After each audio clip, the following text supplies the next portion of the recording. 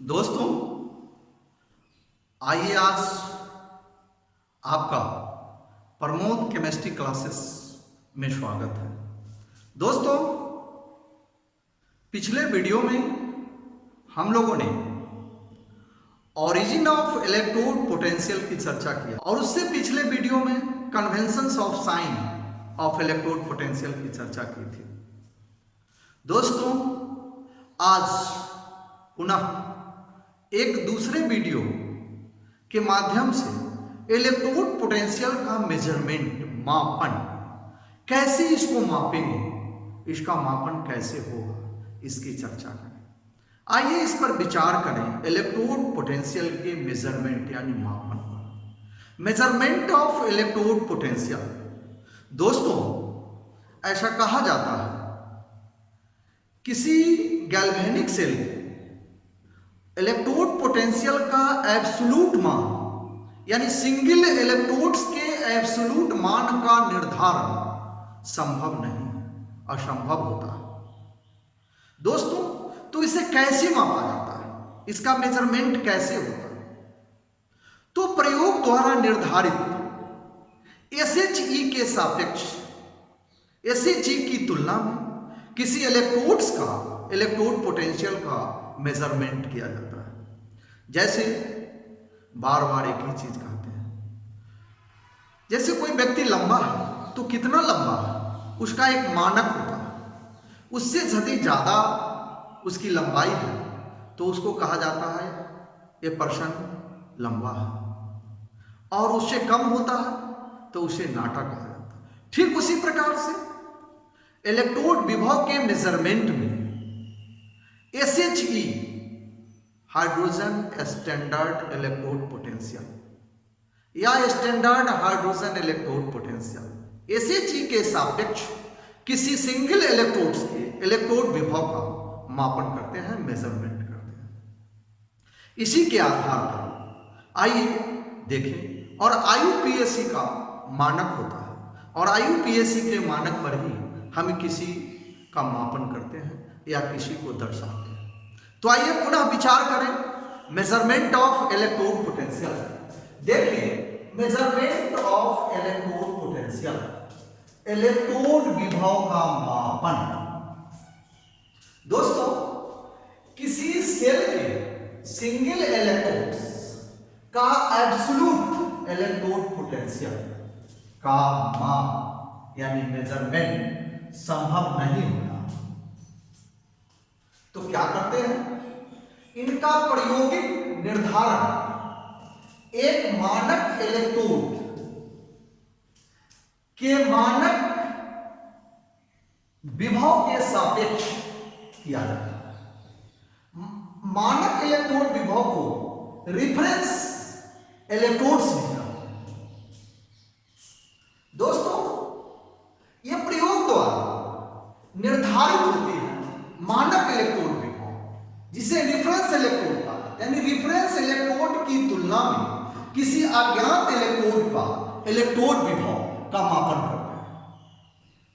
जैसे IUPAC के मान्यता अनुसार, यानी अकॉर्डिंग टू IUPAC के मानक पर ही इसका मेजरमेंट किया जाता है।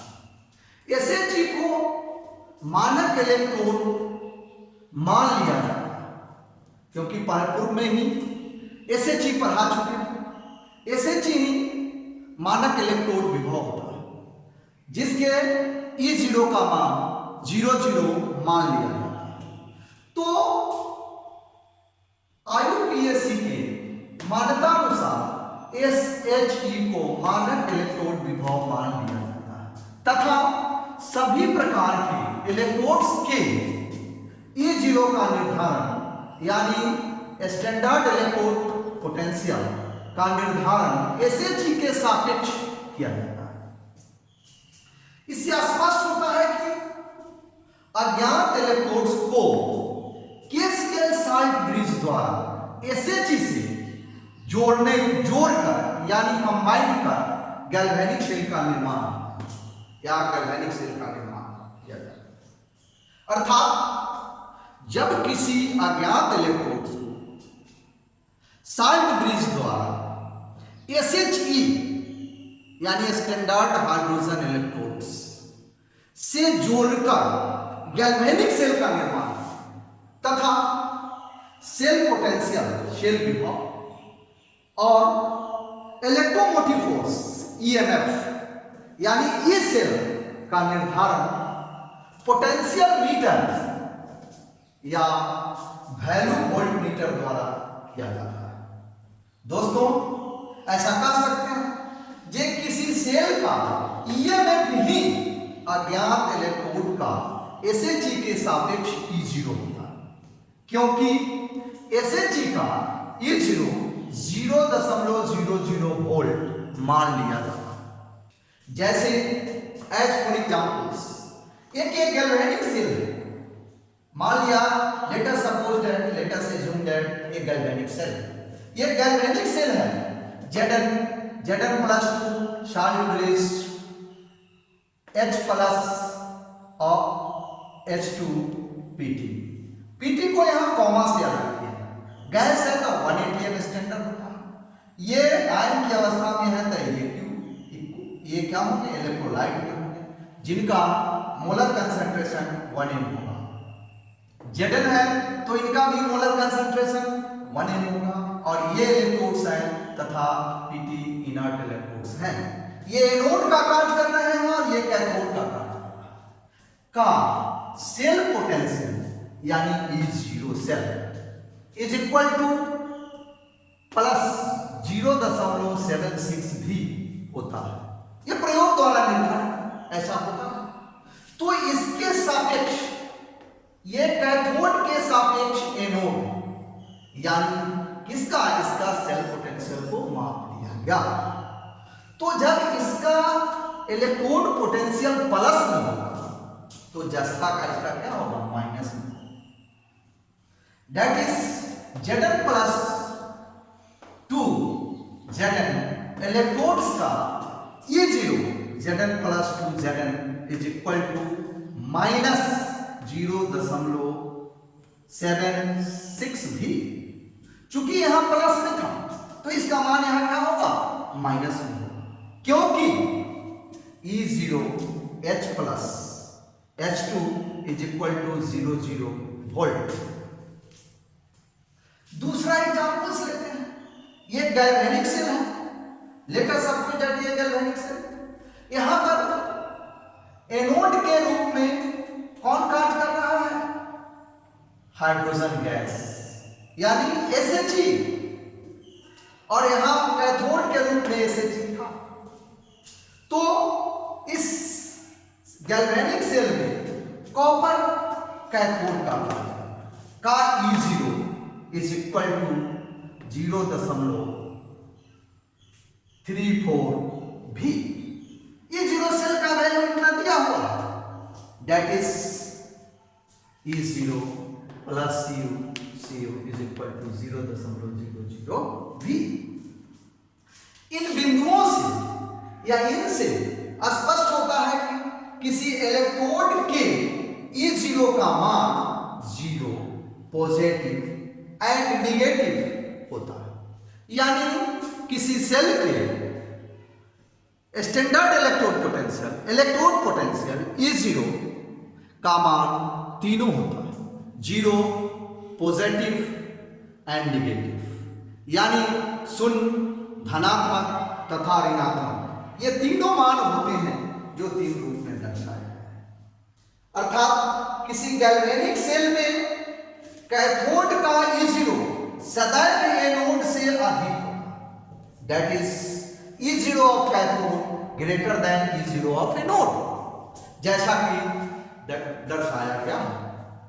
दोस्तों इन बिंदुओं से यह स्पष्ट होता है कि ये किसी सेल के इलेक्ट्रोड विभव का मेजरमेंट हम इस प्रकार कर। दोस्तों आइए देखें, अर्थात जिस इलेक्ट्रोड्स का E0 उच्च पॉजिटिव या निम्न निगेटिव, ये तीन होता है। अर्थात जिस इलेक्ट्रोड्स का E0 उच्च पॉजिटिव या निम्न निगेटिव होता है तो वे कैथोड RHS इलेक्ट्रोड्स का तथा जिसका E0 कम निम्न पॉजिटिव या उच्च निगेटिव होता हो तो एनोड या LHS इलेक्ट्रोड का कार्य करता है। दोस्तों, इससे स्पष्ट होता है कि यदि किसी गैल्वेनिक सेल में E0 का मान दिया हुआ है तो उसके आधार पर हम उसका इलेक्ट्रोड और कैथोड का निर्धारण कैसे करेंगे। तो इससे स्पष्ट होता है कि किसी गैल्वेनिक सेल में यदि E0 उच्च पॉजिटिव या निम्न निगेटिव हो तो वे इलेक्ट्रोड कैथोड का कार्य करेंगे तथा जिसका E0 कम निम्न पॉजिटिव या उच्च निगेटिव हो तो एनोड का कार्य करेंगे। आप जानते हैं जे एनोड लेफ्ट साइड होता है तथा कैथोड राइट साइड होता है। आइए एक एग्जाम्पल से स्पष्ट होता है। ये एक क्वेश्चन है, एक सवाल दिया हुआ है जे E0 Cu plus 2 Cu is equal to 0.34 V तथा E0 Ag plus Ag is equal to 0.80 V से गैल्वेनिक सेल का निर्माण। यह सवाल है ये एक इलेक्ट्रोड्स का मान इतना है तथा दूसरा इलेक्ट्रोड्स है जिनका मान इतना है, तो इनसे गैल्वेनिक सेल का निर्माण कर। दोस्तों, आइए विचार करते हैं। तो अभी तुरंत पढ़े हैं, जस्ट पढ़े हैं ये इसमें कैथोड कौन होगा और एनोड कौन। तो सॉल्यूशन अकॉर्डिंग टू क्वेश्चन, प्रश्न के अनुसार लिखा गया है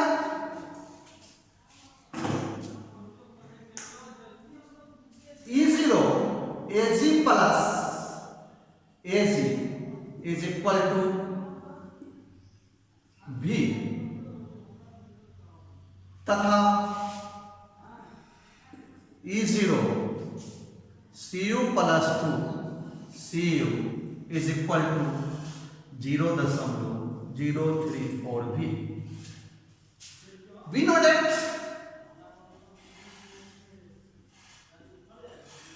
know that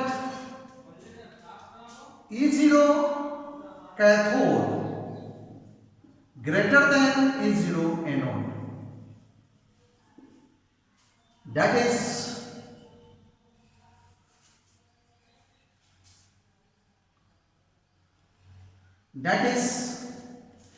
ये कैथोड का पार्ट है, यानी Ag plus Ac is cathode, क्योंकि इनके इलेक्ट्रॉन पोटेंशियल का मान ज्यादा है। And Cu plus 2 Cu is equal to anode.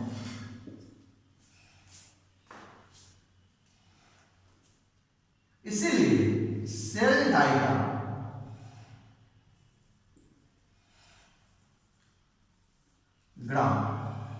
Is equal to,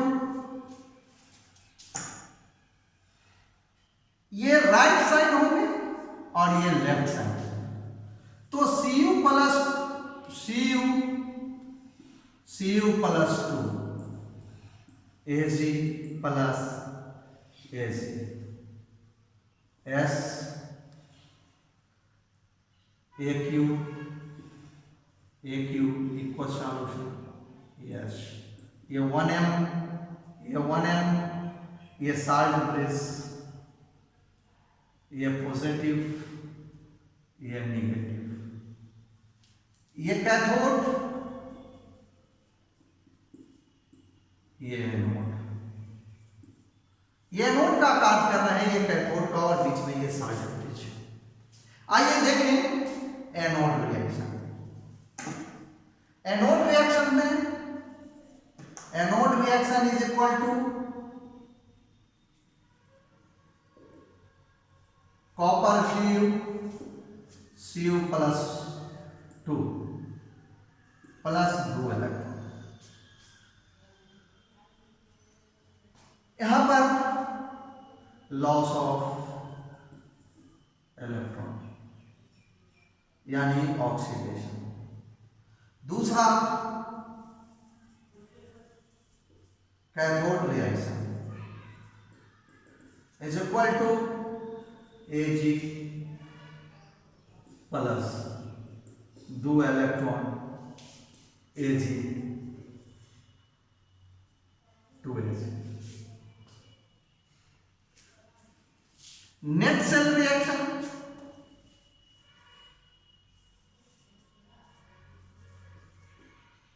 अब दोनों रिएक्शन को जोड़ दें। Net cell reaction is equal to anode reaction जोड़ कैथोड रिएक्शन, यानी Cu प्लस 2Ag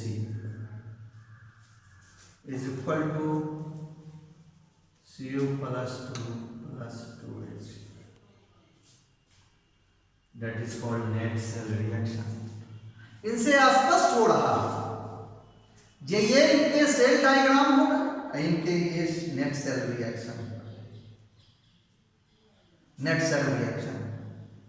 तो इस तरह के यदि प्रश्न आते हैं तो इसके आधार पर जिनका मान अधिक होगा उसे हम कैथोड मानते हैं, और जिनका मान कम होता है उसे हम एनोड मान लेते हैं, और सॉल्ट ब्रिज से जोड़कर हम सेल डायग्राम प्राप्त कर लेते हैं, तथा सेल डायग्राम के आधार पर हम पुनः उसको सेल रिएक्शन में कन्वर्ट करते हैं। आपको determination of cell diagram from cell reaction and vice versa, ये दोनों पूर्व के वीडियो में आपको हम संपूर्ण रूप से जानकारी दे चुके।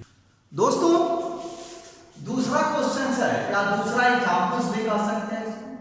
ये वैल्यू दिया हुआ है E0 Cu plus Cu is equal to 0.34V and E0 Zn plus 2 Zn is equal to minus 0.76V से गैल्वेनिक सेल का निर्माण। सॉल्यूशन अकॉर्डिंग टू क्वेश्चन, प्रश्न के अनुसार, यानी E0 Cu plus Cu is equal to 0.34 volt and E0 Zn plus 2 Zn is equal to minus 0.76V। दोस्तों इसमें ज्यादा मान इसका है और कम मान इसका है। We know that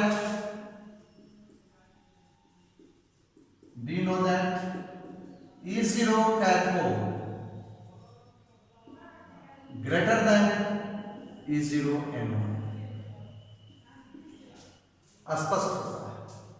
that is E0 Cu plus Cu is equal to cathode, यानी RHS electrode.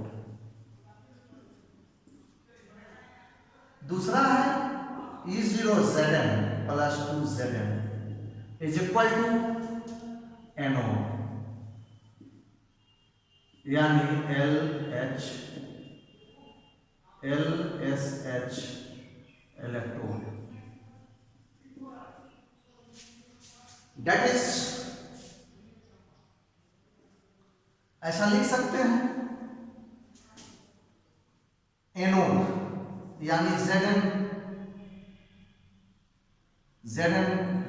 Plus 2, salt bridge Cu plus 2 Cu, ये प्लस होंगे ये माइनस होंगे, अर्थात ये एनोड होंगे और ये कैथोड, और दोनों को ये साल्ट ब्रिज से जोड़ा जाएगा। ये इक्वल सॉल्यूशन की अवस्था में रहेंगे, यानी इनका सांद्रण 1m होगा, इनका सांद्रण 1m होगा, ये ठोस की अवस्था में होंगे और ये ठोस is equal to cell diagram.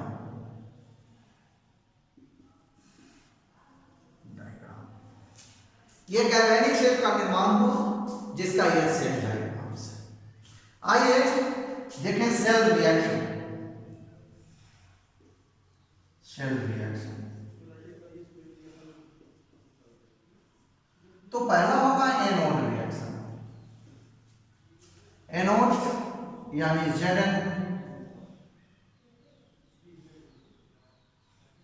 Zn +2 + 2 electron, यानी लॉस ऑफ इलेक्ट्रॉन। दूसरा है कैथोड रिएक्शन, यानी Cu +2 + 2 इलेक्ट्रॉन, यानी CuS। यहां ऑक्सीडेशन हो रही है, यहां रिडक्शन। तो cell reaction, net cell reaction is equal to anode reaction जो कैथोड रिएक्शन, यानी नेट सेल रिएक्शन बराबर होता है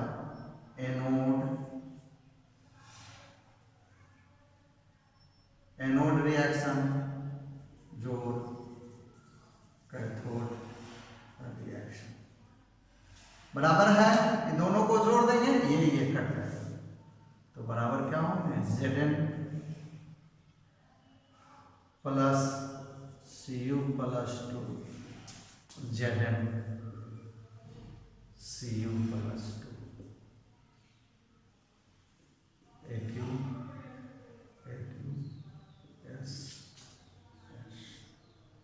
दोस्तों, इससे स्पष्ट रूप से ये सेल डायग्राम तथा सेल रिएक्शन दोनों प्राप्त हो जाता है केवल इनके इलेक्ट्रोड पोटेंशियल के मान पर। इनके इलेक्ट्रोड पोटेंशियल के मान पर ही दोनों प्राप्त हो जाते हैं, और इसके आधार पर यदि इलेक्ट्रोड पोटेंशियल का मान दिया हुआ है तो सेल डायग्राम निर्धारित कर लेते हैं, सेल रिएक्शन निर्धारित कर लेते हैं, या सेल डायग्राम दिया हुआ है तो सेल रिएक्शन या सेल रिएक्शन दिया हुआ है और उनमें उनका मान दिया है तो इलेक्ट्रोड पोटेंशियल का मान निर्धारित कर लेते हैं। तो इलेक्ट्रोड पोटेंशियल के मान के आधार पर ही इनका हम मेजरमेंट करते हैं दोस्तों। इस प्रकार से measurement of electrode potential, electrode विभव का मापन हम लोग करते हैं।